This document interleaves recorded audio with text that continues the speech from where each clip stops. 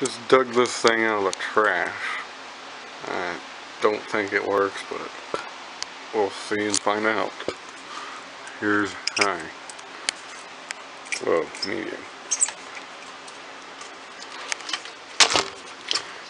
It ain't too promising, but hey, if anything, I got good parts. Kinda sucks. Yeah, I can just take the fused plug off of it. Sometimes that'll work.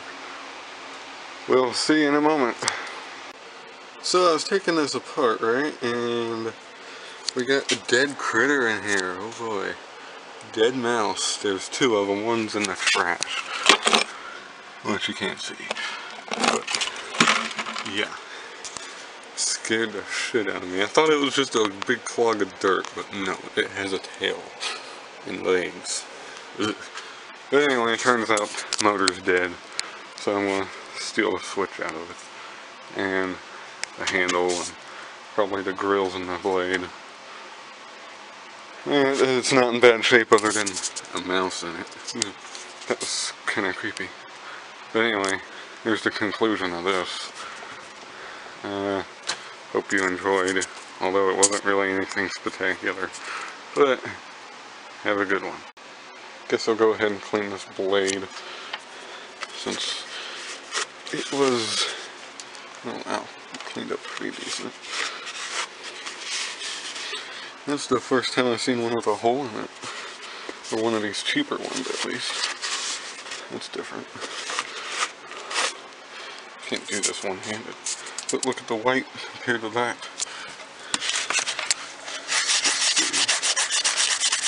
That's what it looks like under all that nastiness. And I got the blade, and the grills, and the handle and the knob right there. And I think this one's the switch. So, hey, got some good parts at least. The rest of it, with the dead mouse, is now in the scrap pile. Along with its little furry friend, it's going to the scrapyard. I might steal those screws though. But, yeah. So, yeah, here's the conclusion of that, I suppose. I think that's mouse blood. Must have got caught up in the fan blade. That's kind of interesting. Kind of creepy too.